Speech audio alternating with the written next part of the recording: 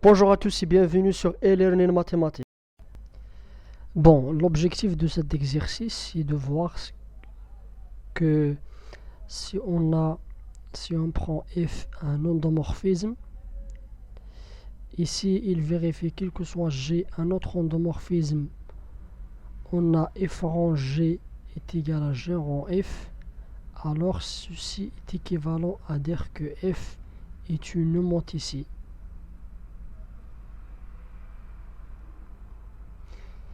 Cela veut dire que il existe un lambda appartenant à C tel que quel que soit x dans E, f de x est égal à lambda fois x. Donc, on va commencer par suivre les questions étape par étape. Donc, pour la première question, étant donné un endomorphisme tel que pour tout vecteur x appartenant à E, la famille x, fx est liée, alors on nous demande de démontrer que pour tout x appartenant à E moins 0, il existe un unique lambda x appartenant à C tel que f de x est égal à lambda x fois x. Donc, on va fixer un x appartenant à E moins 0. Donc, on sait que x, fx est lié. Donc, il existe un lambda x appartenant à C tel que f de x est égal à lambda fois x. Donc, l'existence il est due au fait que x, f de x est lié. Mais l'unicité, donc on va supposons qu'il existe lambda x' appartenant à C tel que f de x est égal à lambda x' fois x, c'est-à-dire un autre lambda prime x, donc qui vérifie la même propriété, donc c'est-à-dire qu'il crée la liaison entre f de x et x. Donc on aura f de x qui est égal à la fois à lambda x fois x qui est égal à lambda prime x fois x, et donc lambda x moins lambda prime x est égal à 0, et donc lambda x est égal à lambda x prime car x est non nul. C'est pour ça qu'ils ont pris cette hypothèse que x doit être non nul. Donc il existe un unique lambda. Donc passons à la deuxième question. Donc maintenant on va prendre x et y, deux éléments non nuls,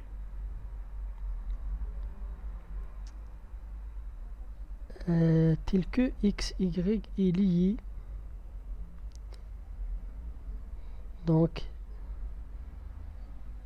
il existe un certain alpha appartenant à C tel que y est égal à alpha fois x. Donc on nous demande de montrer que lambda x est égal à lambda y.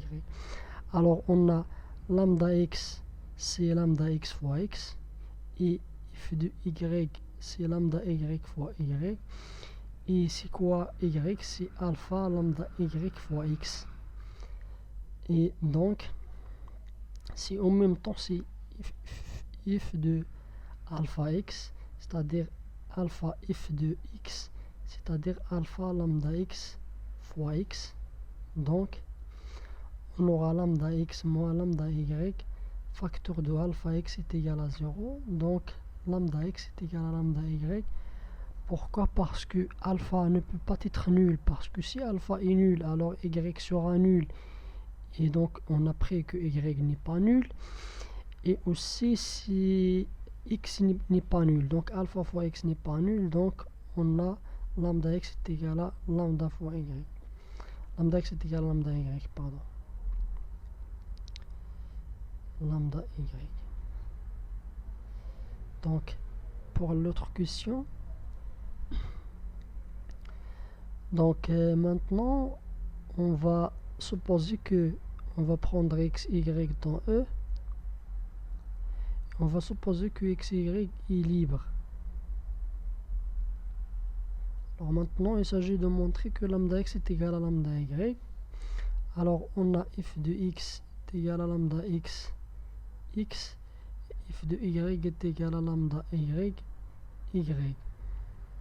Donc on va calculer f de x, y. Si d'une part c'est f de x plus f de y, c'est-à-dire lambda x, x plus lambda y, y. Et en même temps, ça c'est-à-dire lambda x, y, facteur de x plus y. Parce que x, y c'est un élément qu'on peut poser égal à z, donc lambda z fois z. Donc on va développer ça. Donc c'est lambda x plus y fois x plus lambda x plus y fois y. Et donc on aura lambda x plus y x plus lambda x plus y y est égal à lambda x x plus lambda y y.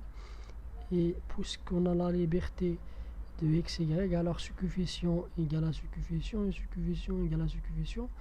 Donc lambda x plus y égale à la fois lambda x égale aussi lambda y. Donc on a l'égalité entre lambda x et lambda y. Et pour la quatrième question, donc il s'agit de montrer que f c'est une monte ici. Donc soit x un élément de e. Donc si x égale à 0, alors on a f de 0 égale à 0, c'est pas grave. Donc maintenant c'est x appartenant à e moins 0. Alors on a montré qu'il existe un lambda x unique tel que f de x est égal à lambda x. Et on a montré que finalement, quel que soit y appartenant à e moins 0, alors lambda x est égal à lambda y. Parce que soit c'est x est lié avec y et à ce moment-là, on va utiliser donc la première partie, soit il est libre avec x, on va choisir la deuxième partie. Donc on a toujours ça. Et donc, il existe un lambda qui ne dépend pas de x, il est unique, appartenant à c tel que f de x est égal à lambda fois x. Donc, if est une monte ici.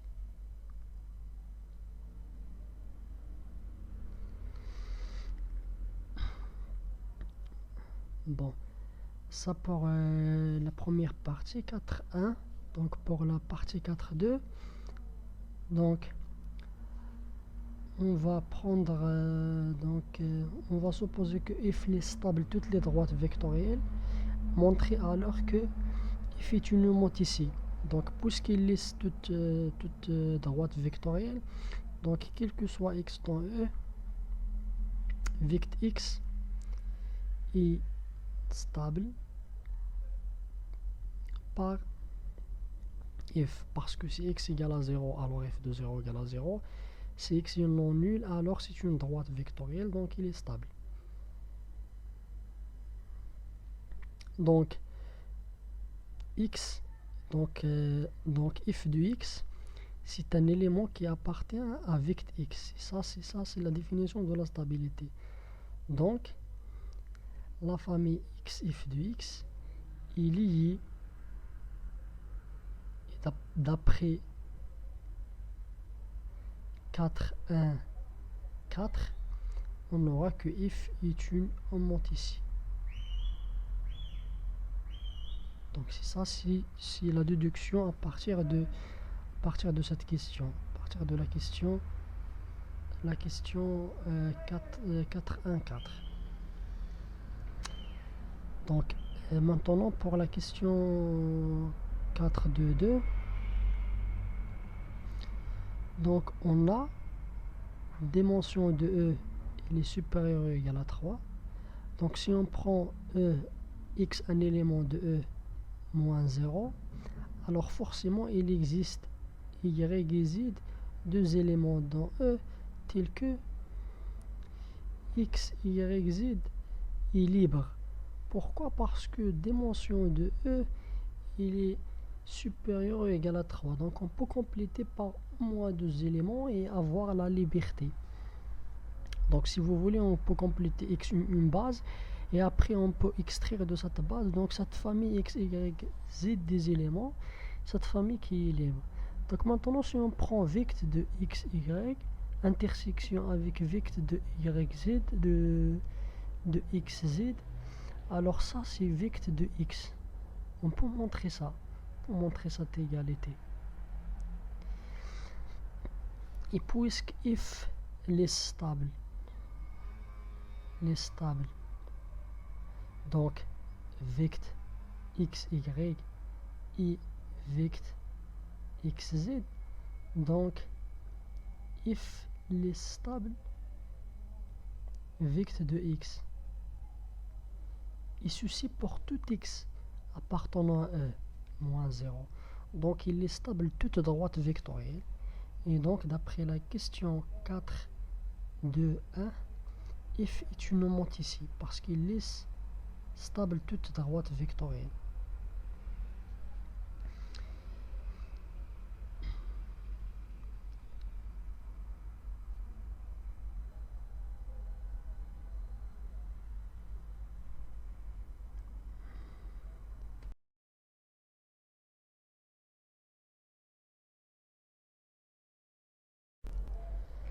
Pour la question 4 de 3, on suppose que f n'est pas une monte ici et que E est de dimension finie P supérieur ou égal à 2.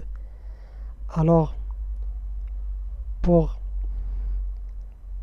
première sous-question, donc démontrer qu'il existe un x0 appartenant à E tel que la famille x0 f de x0 soit libre. Donc, si on supposons que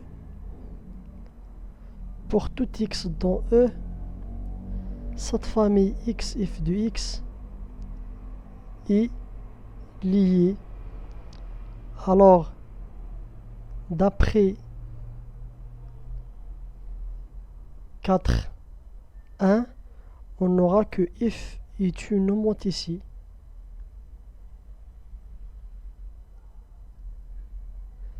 Absurde, parce qu'on a supposé que f n'est pas une monte ici.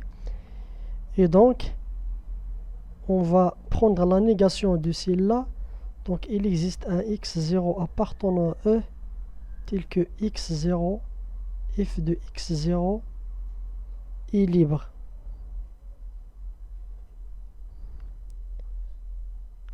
Ensuite, donc, justifie l'existence de la famille U3 jusqu'à EP d'éléments de E tels que la famille x0, f de x0 jusqu'à EP soit une base de E.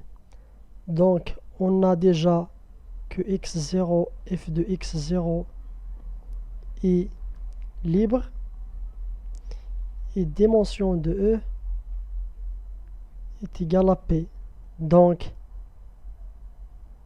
d'après le théorème de la base incomplète,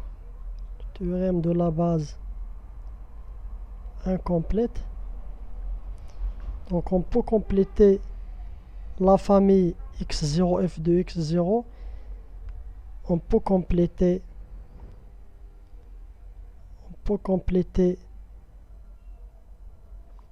la famille x0, f de x0 en x0, f de x0 jusqu'à EP base de E.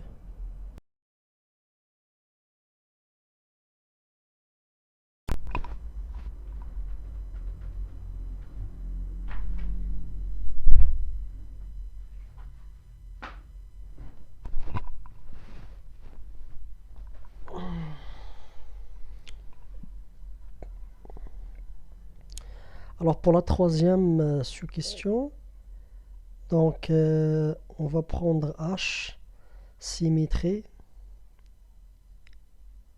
par rapport à Cx0. C'est-à-dire si on a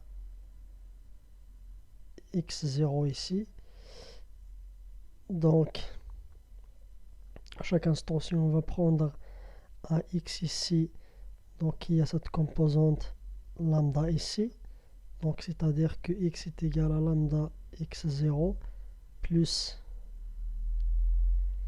lambda x0 plus alpha 1 f de x0 plus jusqu'à alpha p ep.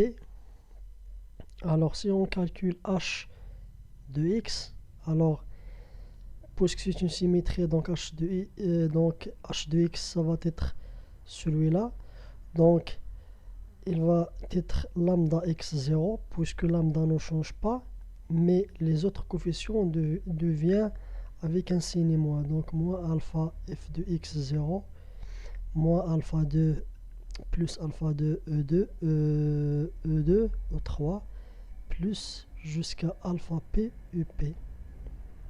Donc c'est ça, donc la symétrie.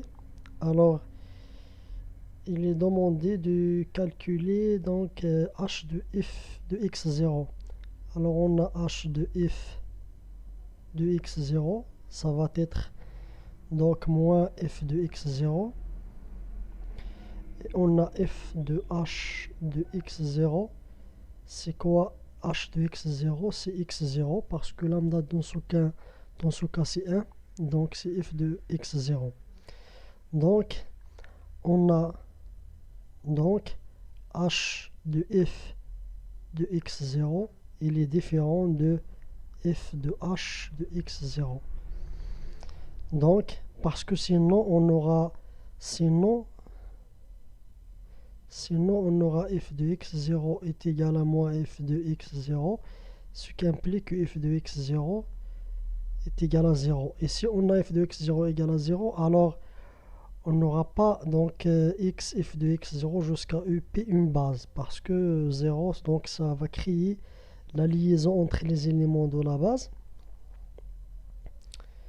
Donc puisqu'il existe ce x0 tel que h de f de x0 est différent de f de h de x0, alors donc h rang f est différent de f rang h. Donc c'est ça pour la troisième sous-question. Donc maintenant pour 4, 2, 4. Alors on suppose encore que E est de dimension finie, P supérieur égal à 2, déduire de ce qui précède que si f est égal à fg est égal à gf, alors pour toute g, alors f est une motte ici. Donc qu'est-ce qu'on a montré dans ces questions? On a montré que f n'est pas en motte ici, n'est pas une motte ici, implique qu'il existe un h, un endomorphisme, tel que FH est différent de HF. Donc par contraposition, si quel que soit H appartenant à LE, FH est égal à HF, alors ceci implique que F est une motte ici. Donc par contraposition de le résultat. Donc par contraposition.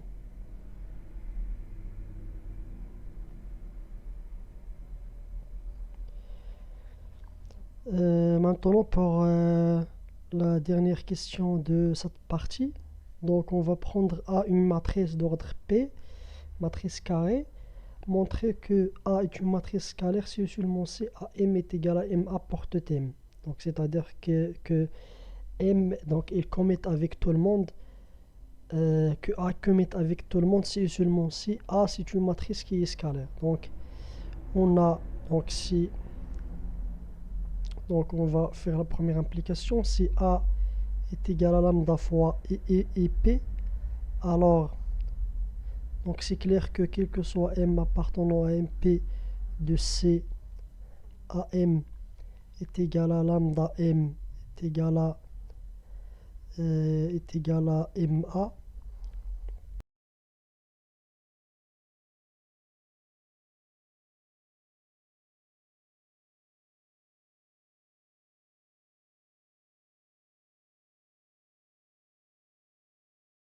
Soit H un endomorphisme donc de C puissance P. Donc on va prendre la représentation dans la base canonique de C puissance P de HCM. Alors on a MA est égal à AM. Donc H rang F est égal à F rang H. Donc on a que F il commute avec tous les endomorphismes de C puissance P. Donc par la première partie 4.1, donc F est une monte ici. Et donc si on veut représenter matriciellement F, donc F est égal à lambda fois identité de C puissance P. Donc la matrice dans la base canonique de F, c'est A, c'est lambda fois EP. C'est ça le résultat qu'on cherchait à montrer.